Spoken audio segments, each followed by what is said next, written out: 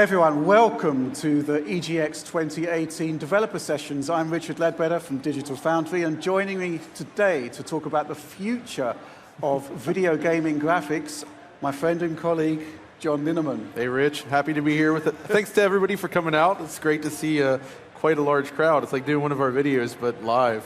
So awesome stuff. Right. So this week, NVIDIA lifted the embargo on its RTX graphics technology.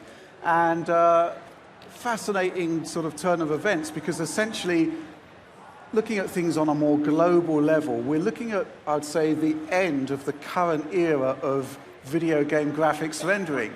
PlayStation 4, Xbox One, we've had the enhanced consoles, the whole sort of generation has matured, and over the next couple of years, things are going to wind down.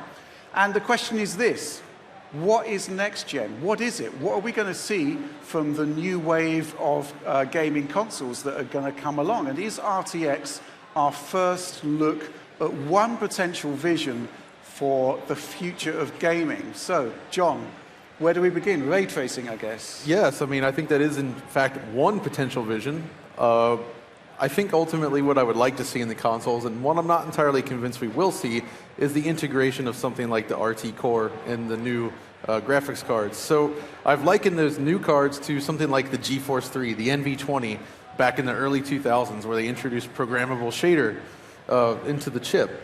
And that's had sort of a monumental impact on graphics as a whole, I think, and sort of how games were produced visually. And it would go on, you know, it was in the first Xbox, but it would become like sort of the centerpiece of the graphics chips going forward.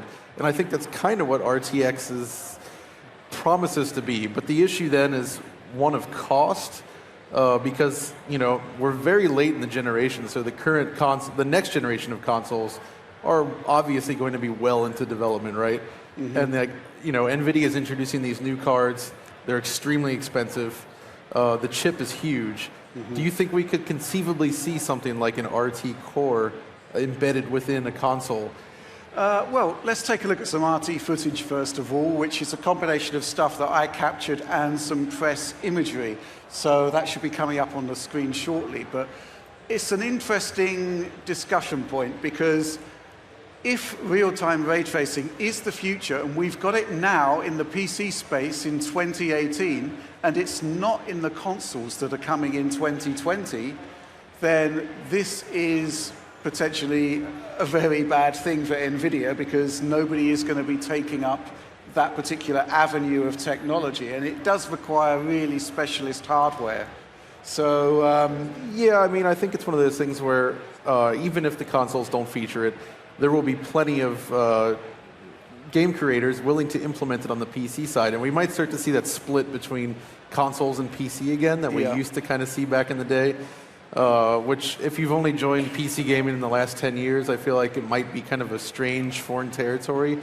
But it's interesting to me to see this new technology sort of push what can be done. And of course, we're just talking about the visual side here. There's other aspects of this as well, but ray tracing is fundamentally where we need to be going for rendering graphics. And this is just the first step. I think my concern is that if it's not in the next-gen consoles, then essentially this could turn into almost like a sort of dead end on the PC side, because it would become a fringe technology as opposed to something that you build up your entire game engine around. And well, the problem there, I guess, is, I mean, we've just heard in the last week or two that AMD said that they're working with Sony and Microsoft on secret sauce. We don't know what that could be. Right. But it's highly unlikely that NVIDIA is going to pull, or sorry, that AMD is going to pull out some secret ray tracing capable hardware.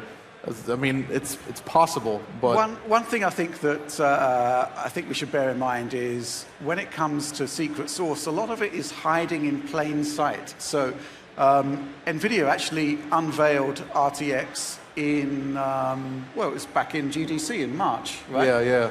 And at the time, it was running on 4 Tesla GPUs, and we were thinking to ourselves, okay, this is a vision of the future. We're not going to see it real-time on consumer-level hardware anytime soon.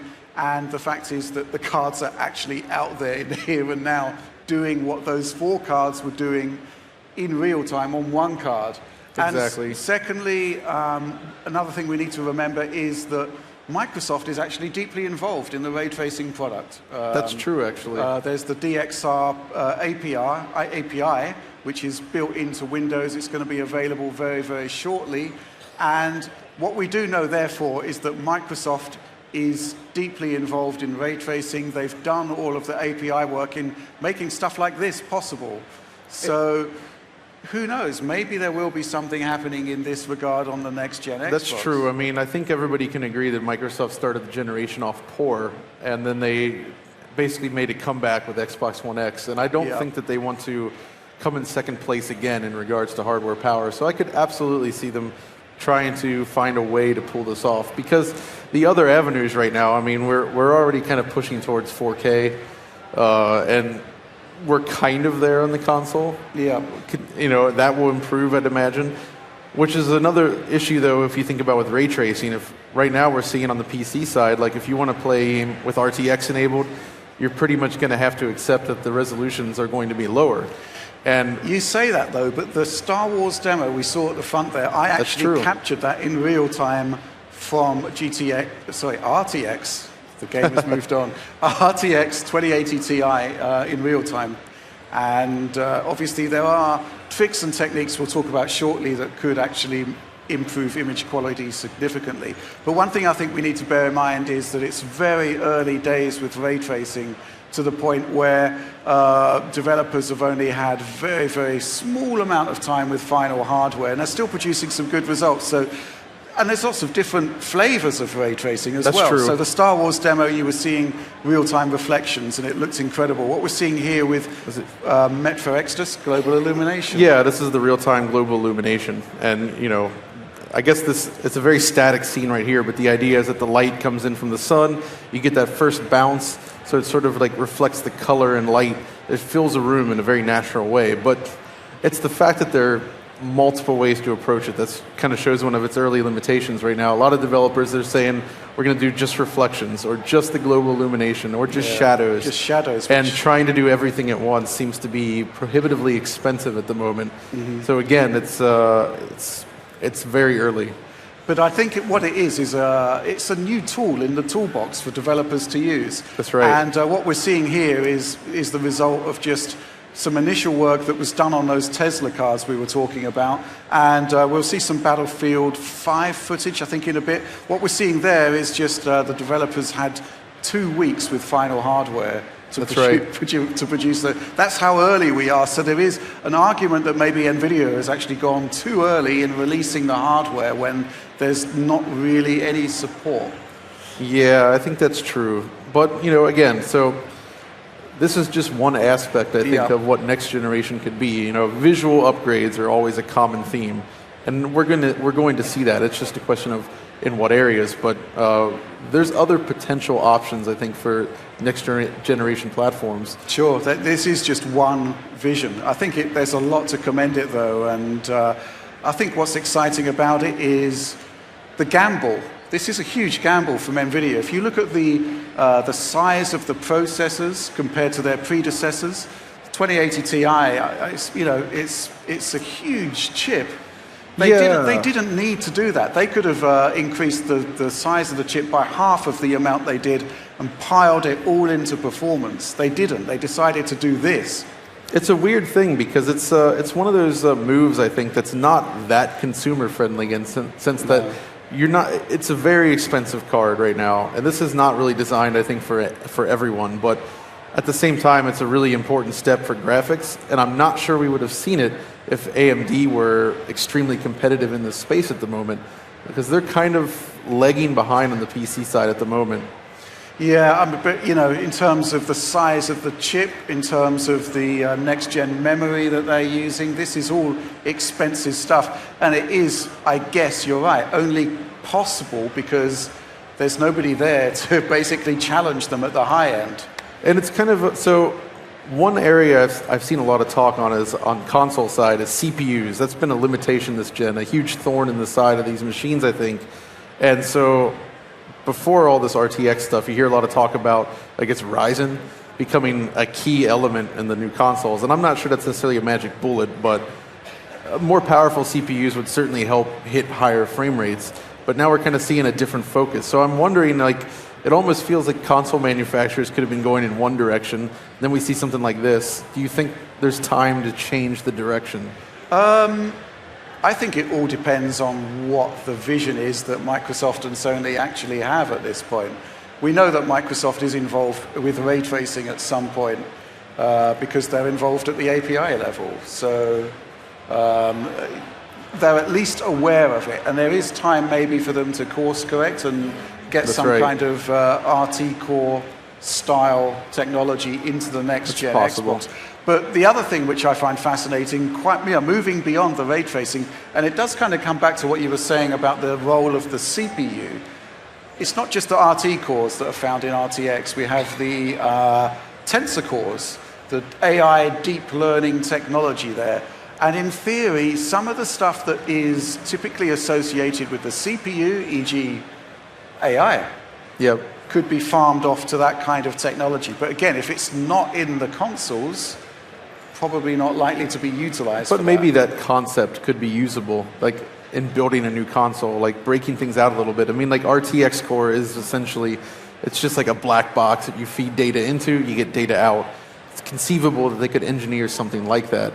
So in the short term, we are seeing the tensor cores being used. So if we can bring up the DLSS video, this is actually a fascinating technology that we kind of been tracking this one. And so essentially what we have here on the screen is native 4K on the right, and on the left we have a reconstructed image using the tensor cores, this new technology that's in the RTX cards, to take what we've discerned to be a 1440p image and to infer the extra detail to give a very similar presentation. Now, it's early days here as well. The way it actually works, the deep learning algorithm improves with the more data that it's given. That's right. Which is kind of mind-blowing in a way. And but even here, in the short term, we're getting like a 35 to 40% performance boost. And that, it's because you're essentially changing the point of, what's doing the processing. You're reducing the shading cost on one side by rendering at 1440p and then using the tensor cores to make up the rest. It's as I said before, this is basically like an approach to like checkerboard rendering or reconstruction or inference, as they say, but they're throwing more hardware at the problem, trying to find ways to do this quickly. I think even Samsung is experimenting with this process with like 8K TVs. Well, we're trying to find ways to build a higher resolution image using like deep learning and other like new technologies to sort of pull it off. Yeah, I mean, again, prior to the launch of RTX, we were talking about how possibly NVIDIA would strip out the deep learning stuff from the GPU because why do we need it? But on the flip side, Apple have just doubled down with the neural net processing in iPhone XS. Yeah, that whole thing, it's starting to become a new avenue for interesting research and technology. It's basically another tool in the toolbox that developers could use. And the question is, again, to see that kind of wide-scale take-up, I do wonder whether it will be a part of the next-gen consoles. And secondly, I think there are questions. If we're going to assume that the next-gen consoles are AMD-based, all of this stuff that we're seeing today, the RT core, the neural net tensor cores, they aren't actually part of their kind of where they're concentrating their efforts, as far as we know at the moment. Yeah, I think that's right. I just out of curiosity here, out of everybody in the audience, has anybody here actually pre-ordered the RTX cards?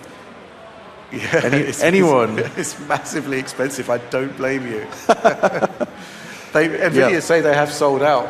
So, they have sold out apparently, but yeah, when you look at that cost, it is a little bit eye-watering. And I think a lot of that does come from the massive chip size that they're going for. I mean, I really think this is just like a first-generation, early adopters only kind of product. And when they go to 7 nanometer and launch another series, and this sort of progresses from there, that we'll actually see something a little more affordable. Yeah. So I guess another thing to talk about, something else that's going to be happening next gen. Oh yeah. Is going to be cloud streaming. Yeah. Which we're not particular fans of it. But that said, I have seen the latest GeForce Now betas.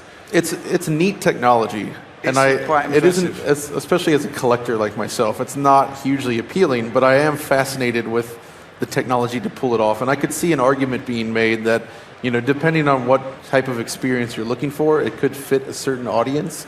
I think creating an almost like a Netflix style kind of experience, but with games, and that would actually allow them to fill their data centers with hardware capable of doing things like ray tracing, and the average consumer could enjoy it. Well, that's the thing.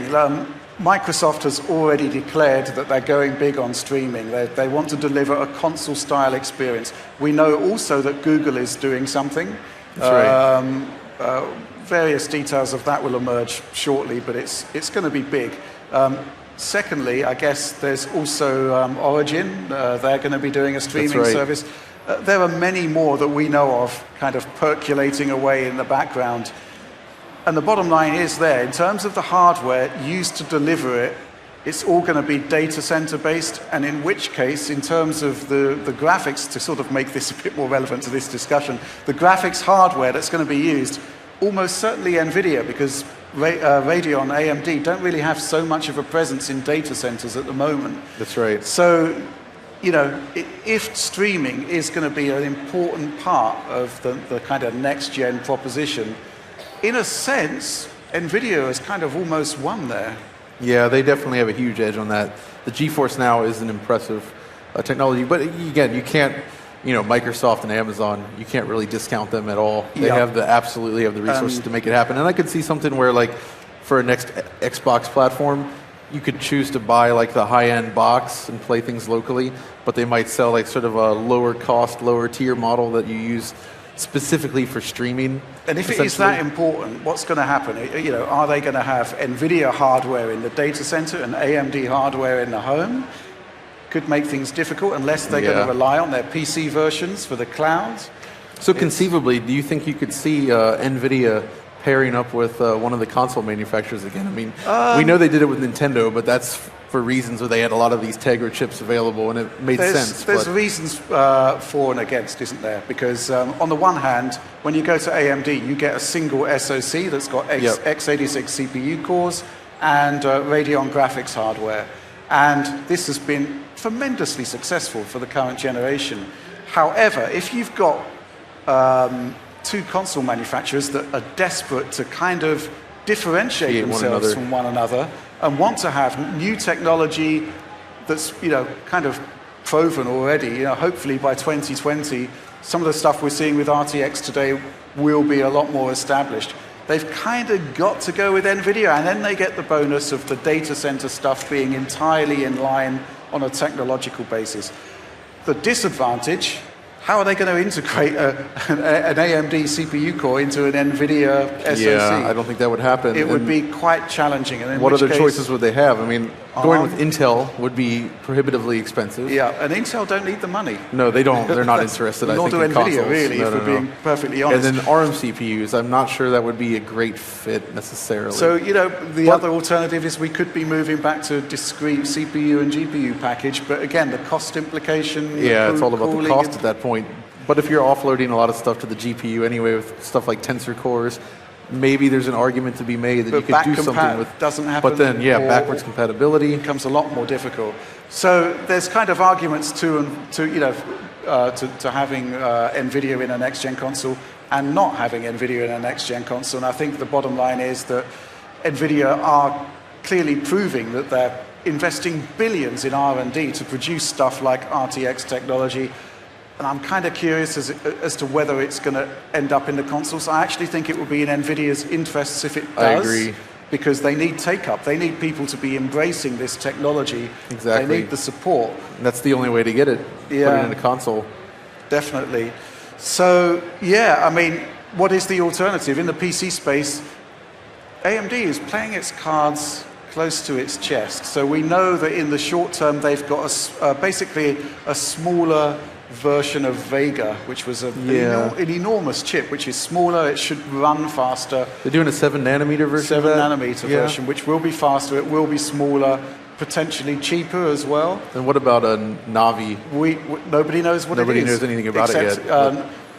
That it uses next-gen memory, which could mean anything. Now, what's interesting, though, is I've heard AMD has lost a number of graphics engineers over the last couple of years, and I've also heard a lot of buzz about Intel trying to look into getting back into sort of the graphics market. Yeah, Intel have got a discrete GPU happening in 2020. There's actually an interview posted with one of their managers saying that it's inferring heavily that the driver is going to be the same between the discrete GPU and its current integrated solution, which kind of says to me that it's a bigger version of what's already out there. Yeah. And well, you and I both know how long it takes to get a graphics architecture up from scratch. But if anybody has the capital to pull people in to work on a project like that, it's Intel. So. But in the here and now, the reason why we've got RTX, the reason why NVIDIA can make this gamble on the future of next generation graphics is simply that, bottom line, there's not really any competition, is there? Yeah, that's pretty much right. So yeah, I mean, consoles, it could go that way, or they could just keep pushing towards 4K at higher frame rates, you know, better CPUs in there, using Ryzen, AMD's technology. Maybe AMD is working with these console manufacturers to produce some sort of, as they say, secret sauce, like an equivalent to something ray tracing related. Not entirely sure that they have the capability of doing that, but it's not impossible. Yeah, I mean, it's quite early for people to declare what they're actually going to be doing for next year. Exactly. And I do think that differentiation is going to be key to the battle next time, simply because I honestly think Xbox One and PlayStation 4, they were cut from the same cloth. Obviously, there were GPU differences in terms of raw performance. We're also in a different spot this generation. When the last consoles were launched, there was a lot of talk about consoles being dead. You remember it was like, oh, everything's going mobile, everything's, you know, going back to the PC, you know. There was a lot of developers weren't ready to commit to these yet, and you could see that in the early years, and the software rollout was a little slow. Yeah. But I think it's clear that they're not dead.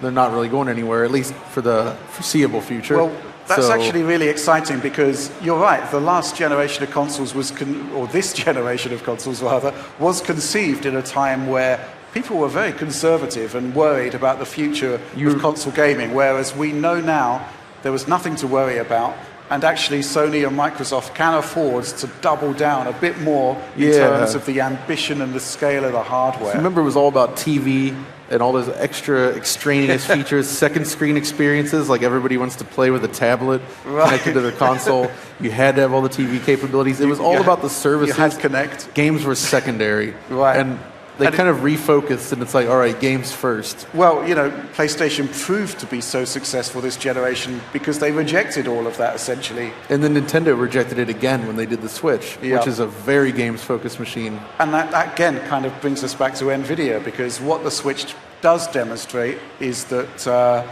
once you have direct access to the silicon, to NVIDIA silicon, punches well above its weight compared to kind of what we would expect from it. And what would happen if we had that kind of direct low-level access to something like the RT core, to something like the Tensor cores, just to the current sort of level of technology they got at the moment. It'd be interesting to see, although it's kind of an indictment of Android, I think, because you see the Tegra products used in Android devices, performance is extremely poor.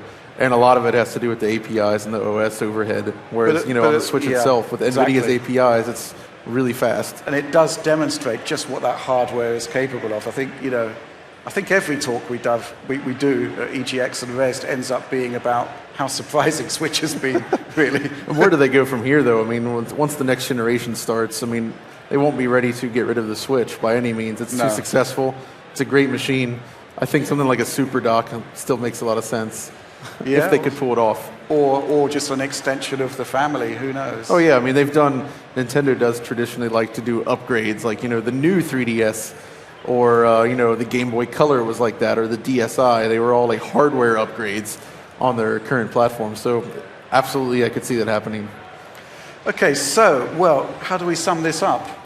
I think the bottom line is, as I said at the beginning, we're kind of moving into uncharted territory here, and it's fascinating stuff, really. It's something we didn't really see coming, because I don't think at the beginning of the year I kind of expected that real-time ray tracing would actually even enter the realm of possibility. So it's like throwing a wrench into the works in terms of what we might expect and what we'd hope for. Yeah, there's been sort of a lot going on behind the scenes that, you're right, it's been genuinely surprising that something that we saw running on 4 data center-centric GPUs is actually today available in a consumer level product. It's kind of mind-blowing in a way, but at the same time, massively expensive. Yeah, I'd almost call it prosumer for that reason. It's not really very prosumer affordable. gaming, is that? Yeah, exactly.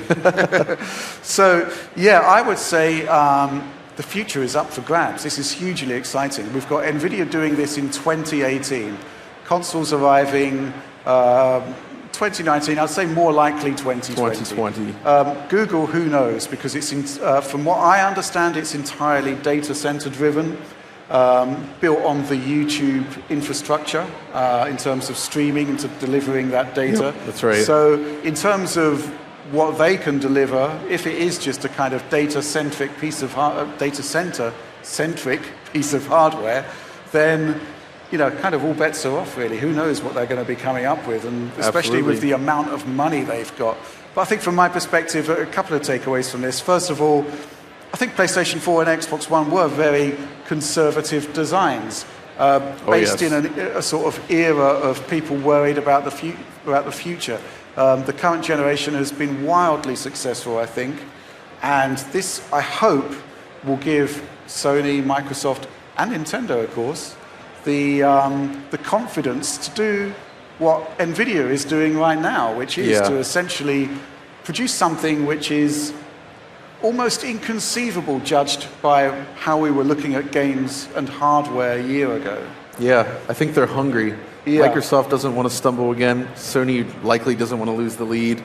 And gaming is confirmed to still be highly viable in the console space. So I think that they're probably going to pour a lot of effort into finding some sort of new, innovative technologies that they can actually use to sell these machines to the audience that they now know is there. But in the here and now, it's all about getting great games on the current gen systems, I guess. That's right. Giving your developers enough time and money, getting the right talent. I mean, that's what Sony's been doing this generation, and I think Microsoft is starting to head in this direction again. And obviously Nintendo has that, and that's going to be key as well. Definitely. Okay, so that's we're going to wrap things up for now, but if anyone has any questions, please feel free to come forward. Looks like there's a microphone right there. And a light. Any questions? Anyone? Oh, there's one. Oh, there's one.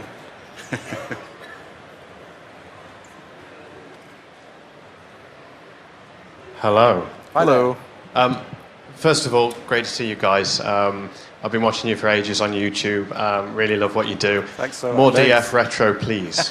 Yes, you heard. See, you telling the right guy here. Okay. Give me the. With you saying Microsoft is going to be focusing a lot of its efforts on the ray tracing stuff, do you think that's the way they're going to go? And if so, do you think Sony are going to have to differentiate themselves in a different way? And will that have more of an impact on how games are developed? Because you could end up with the same game being on two different engines, conceivably. I think what's interesting, well, first of all, Microsoft have developed the DXR API for PC. Right.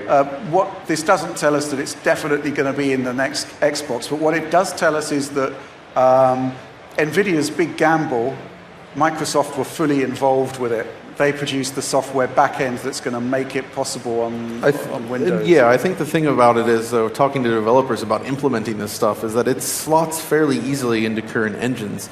So it's absolutely possible that, if the Xbox has ray tracing features, they could use it there and then have a PlayStation 4 version without it. It's almost kind of like, honestly, with Switch ports, when you have Doom and Wolfenstein 2 running on the Switch, but obviously a lot of things were cut down to make it happen, but it's still the same game. Yeah, so I think we'd see that happen. The thing to remember about the RTX features is that they are basically value added at the moment. Yeah, so exactly. Battlefield 5 looks pretty awesome with ray tracing, but it's not in any way an ugly game without it. So I think that there's this. The other thing, of course, is that it's not full ray tracing; it's hybrid. So there's standard 3D mixed with ray tracing technology, yeah, that's right. It is kind of optional at the moment. But I suspect that NVIDIA's kind of end game here is to kind of make ray tracing technology the standard in GPUs.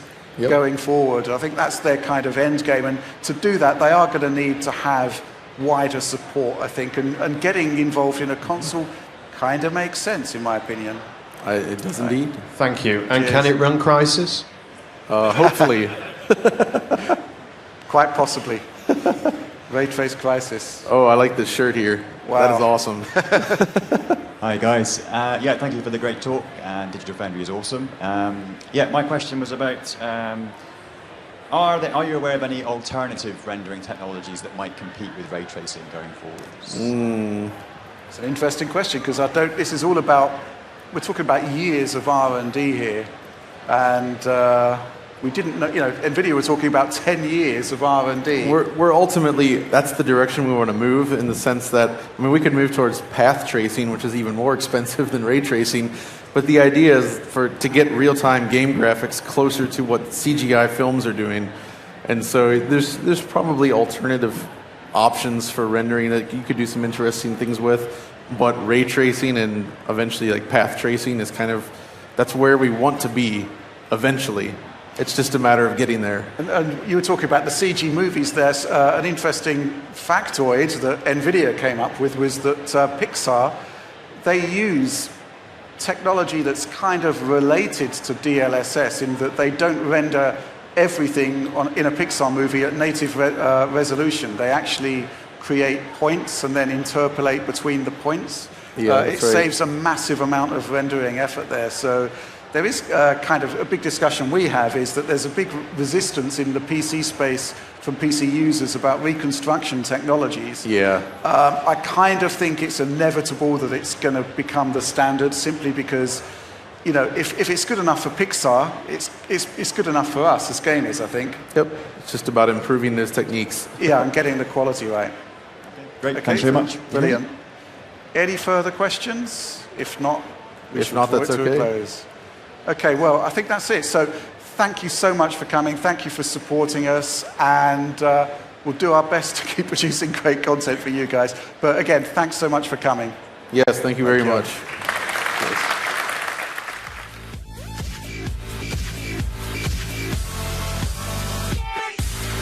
Like and share if you enjoy the video and think others might benefit from this, and of course subscribe and hit the notification button if you are new to the channel and want to be notified every time I post a video.